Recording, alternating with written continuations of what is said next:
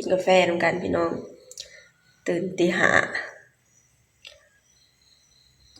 บ่ดอนเพิ่นต้องผสมปูนเนาะ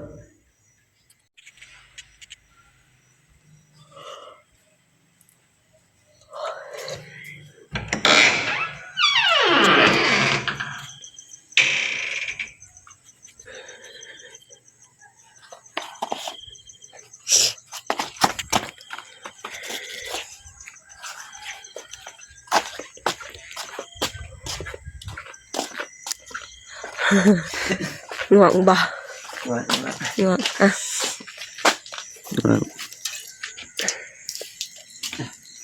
แล้วเมื่อตื่นแต่4-5 โมงสิพาหมอนชีวิตไม่สิ้นก็ต้องดิ้นต่อไปเอาขึ้นไปถึงกันลงมาเลยถึงเดี๋ยวจะมานึ่งข้าวกะเพราเอาไปหาเบี้ยเบิ่งพี่น้องยังมือตื้อๆอยู่เลยมื้อนี้เพิ่นไปส่งไก่พี่น้องก็เลยตื่นแต่เช้าตื่นแต่ตีห้าคะแนนเพิ่นไปส่งไก่นะตื่นประมาณ6 โมงได้เนาะเพราะว่าไปส่งไก่น่ะถ้าว่าจะไปสายกะยันติดเวลาพี่น้องติดเวลาประมาณถ้าว่าไปฮอดประมาณถ้าว่าเข้าในเมืองฮอดในเมืองประมาณ8 โมงก็คือต้องติดเวลาเนาะพี่น้อง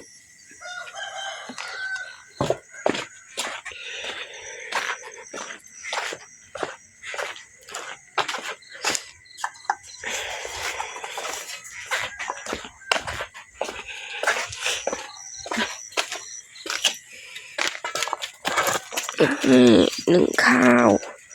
ไปทำงานกัน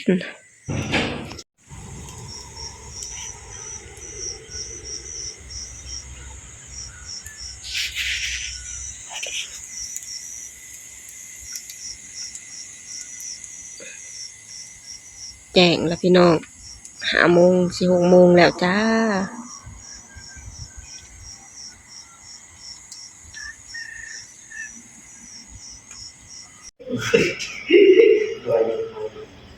วันยงโชเฟอร์ฮะโชเฟอร์ยังโชเฟอร์กันแล้วไปส่งปูนพี่น้องเลยไปไปแต่เช้าลูกสาวยังบ่ได้ตื่นพี่น้องพูดแหละประมาณ9 โมงพูดแหละมื้อนี้สตุกสิปลุกเพิ่นแต่เช้าพี่น้องเอ้ยเช้าไปเนี่ยฮะเช้าไปเนี่ยสิปลุกประมาณ7 โมงจะได้ยามกลางตอนเลิกเพิ่นจะได้นอนไวคืนนอนไปเมื่อคืนนี่แม่เอาเขานอนปิดไฟบ่ให้แสดงว่าเพิ่นอยากนอนหันมากอดแม่รับหันมากอดแม่รับก็ตีปิดไฟก็ไปปิดนั่นสิวะเบิ่งกระตุกน้ำแล้วเก็บมาเท่าใดก็ยังปิวไปอยู่ลมมันแห้งลมแห้งไปเลยนะ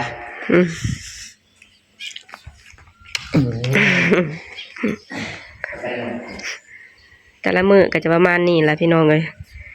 ตื่นเช้ามาลุกนึ่งข้าวมื้อใดที่เพิ่นไปส่งปูนก็สิลุกนึ่งแต่เช้าแน่ประมาณตี 5พี่น้องตี 5แล้วก็ลุกนึ่งให้เพิ่นแล้วก็เพิ่นก็ไปเฮ็ดเวียกมื้อใดที่ไปสวยก็ตื่นประมาณ6 โมงเพราะว่ามื้อใดที่บ่ได้เที่ยวนะพี่น้องมื้อใดที่ยังบ่ได้ขึ้นปูนนะพี่น้องก็คือไปสวยได้ทางมื้อใดที่ขึ้นปูนแล้วก็คือไปแต่ตี 5คือแบบนี้ล่ะไป6 โมงตื่นแต่ตี 5ไปประมาณ6 โมงเพื่อนึ่งข้าวนึ่งน้ำจะว่ายังก็จะว่ายังนะจะไปขายเขามื้อนี้เขาเลยมีข้าวให้ขายใหญ่เหรอเฮารู้ว่ามีข้าวให้ขายของเขานำมาแล้วรอบท้ายวะแม่นแล้วมั้ง